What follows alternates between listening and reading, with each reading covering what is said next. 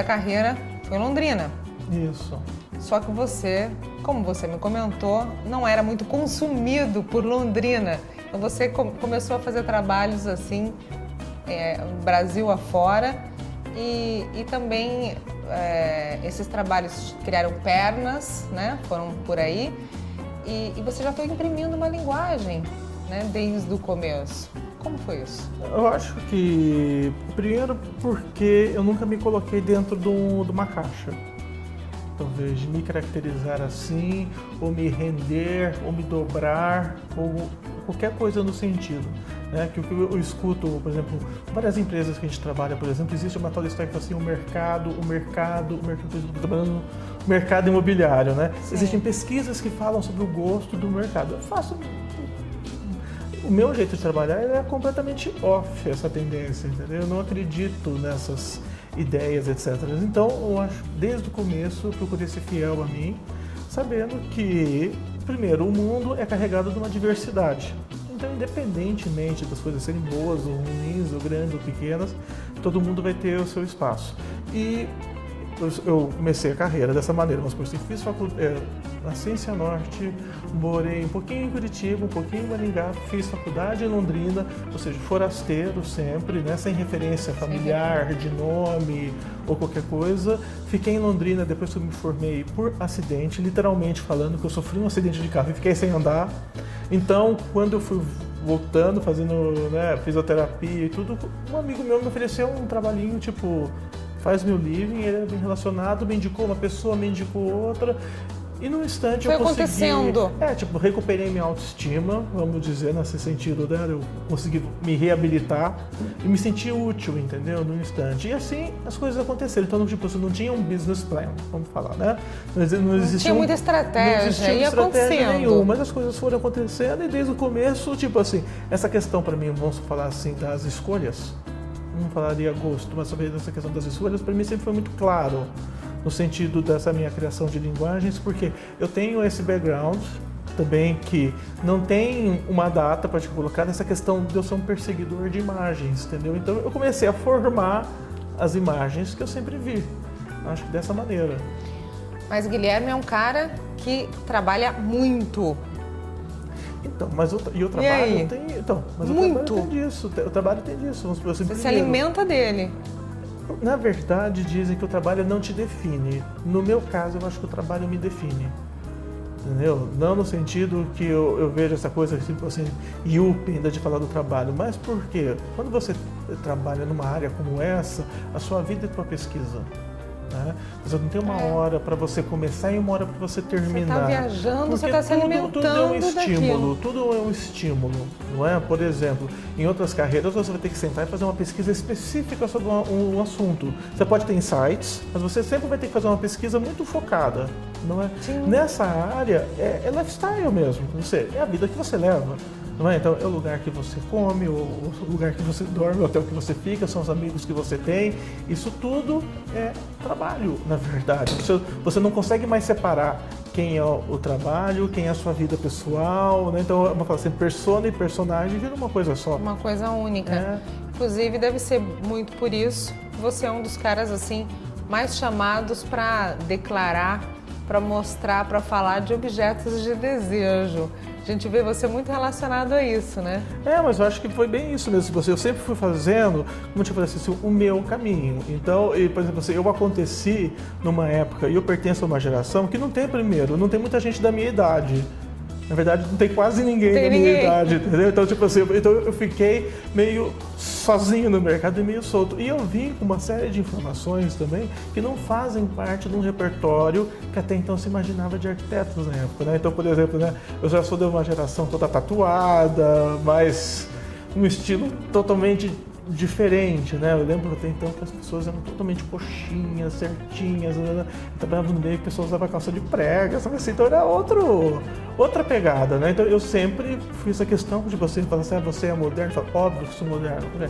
Sou mais que moderno, sou usado. Mas, por exemplo, assim, mas na hora que eu fico pensando em ser moderno, eu falo assim, tem gente que fala assim, tem um gosto mais clássico. Eu falo, então tá, joga o celular fora, já que você tem, né? Viva como?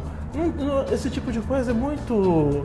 achar que são coisas que definem as pessoas, né? E isso é um erro, talvez, primeiro que as pessoas tenham, de tentar entender quem elas são, o que é o gosto dela, qualquer coisa relacionada, né? Eu trabalho muito com mudanças, né? Eu vejo a minha vida numa série de mudanças, eu percebo as fases que eu tenho de trabalho, as buscas que eu tenho estéticas vão mudando, mas para mim pode ser 1000 coisas ao mesmo tempo. É bem interessante isso que você está dizendo, porque você usou uma palavra antes que é decodificar, né? Então, decodificar e flexível. Então, quando você decodifica, qualquer coisinha que mude, muda tudo. Exato. Em um código. Então, é muito interessante isso, porque você está exposto aí ao dia a dia, como todo mundo está exposto, e você não precisa ter muita regra, né? Mas mesmo assim, o teu trabalho ele vai tendo uma linha, que é uma linha muito clara. A gente vê ele de uma forma muito limpa. Eu enxergo um caminho, que eu falo assim, que eu vejo um caminho como se fosse de linhas, assim, sabe? Como se fosse em preto e branco. E daí as pessoas vêm e, né, os clientes chegam e começam a pintar esse mosaico, entendeu? Então tem gente que pinta esse mosaico de roxo, tem gente que pinta esse mosaico de amarelo, mas eu vejo que existe um fio condutor, eu percebo um fio condutor, assim, tudo. Mas eu acho que nessa questão de procurar sempre fazer essas escolhas com mais propriedade, né? Estabelecer um olhar um pouco diferente. Então, são maneiras que eu comecei a colocar, né? E entender o que são essas coisas perenes. Acho que eu sempre volto a essas questões da minha infância. Para mim, meu trabalho é totalmente baseado nisso. Então, eu sempre volto nessas questões do que forma o belo, do que deixava aquela coisa bonita ou feia. Então, eu sempre procurei fazer uma pesquisa de materiais que tenham uma resistência ao tempo, né? Então, por exemplo, assim, sólidas. por exemplo, assim, eu olho o meu trabalho e se eu fosse classificar meu trabalho, eu classificaria ele como vintage. No sentido que, por exemplo, assim, tudo que eu já fiz poderia ter sido feito há 100 anos atrás. Sim. Né? Não existe nada que caracterize o dia de hoje. Vamos falar assim, se a gente tirasse as TVs da parede, uma coisinha, tudo podia ter sido construído em 1900. Não é? Poderia ter mais de um século de idade, né? Que foi sei, quando esses balanços que você faz aí, eu não sei.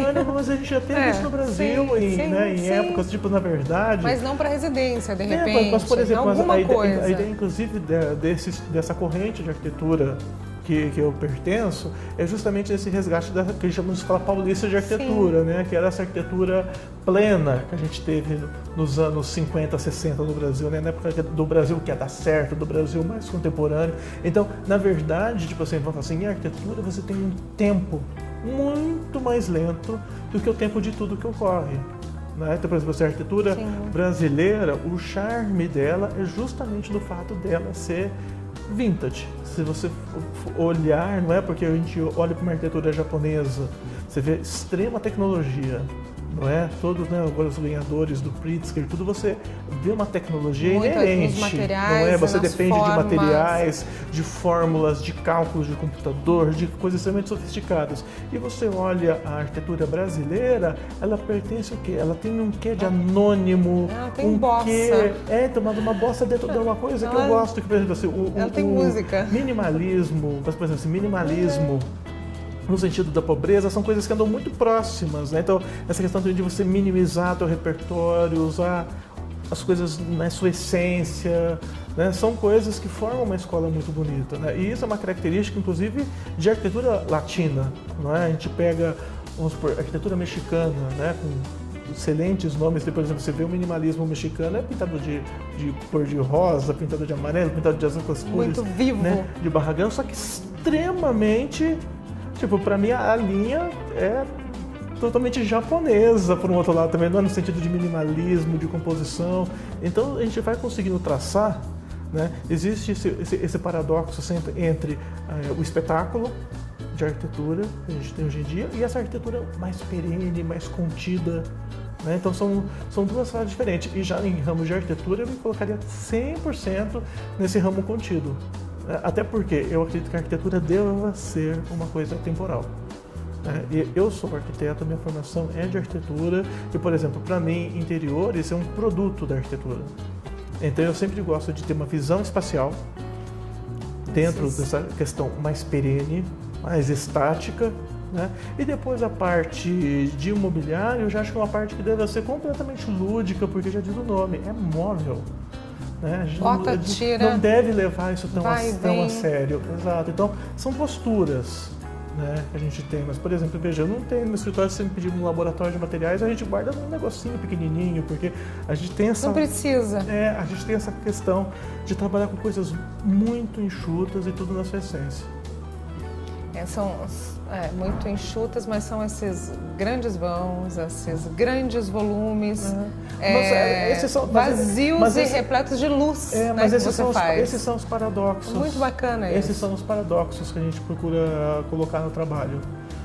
Eu acho que principalmente por essa questão do pensar na grandeza que a gente tem de luz natural.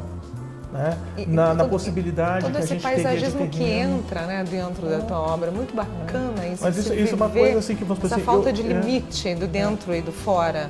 Mas por exemplo, isso para mim é uma coisa assim fundamental. Mas eu realmente acredito, por exemplo, eu nunca estou saindo fora de nenhum princípio, sei lá, de Le Corbusier ainda, né? Eu realmente, né, você vê o que o cara falou, eu realmente persigo o terraço jardim. Né? E, por exemplo, isso é uma coisa que em São Paulo é natural. Aqui a gente quer aproveitar tudo. Né? Depois, quando eu estou trabalhando no interior, eu falo para os clientes, as casas de Maringá têm terraços, jardins. Né? Eu só dou para as primeiras pessoas falando, mas por que eu vou fazer o quê em cima da minha casa? Eu falo, é o lugar mais legal em cima da casa. Você vai aproveitar isso para quê? Você tem uma vista. Então eu sempre gostei de romper essas barreiras, né? De tirar esses limites do que é dentro, do que é fora, do que é em cima, do que é embaixo. Acho que isso que forma uma questão muito mais legal. Né? Eu adoro ter corredores gigantes que eu falo para o cliente, se quiser pendurar um papo, pendura, mas a luz já está bárbara, porque a luz muda o dia inteiro, então você tem um quadro natural. Né? Eu acho que isso é uma coisa que muito mais interessante, muito mais verdadeira. Nossa, Guilherme, tá valendo muito aí, assim, essas tentativas que eu fiz de falar contigo. Eu tô ficando, assim, ensandecida com esse papo. Mas eu vou te pedir um momentinho, que a gente vai pro comercial e a gente já volta. Okay. Então, não saia daí, o Arquitetando volta já.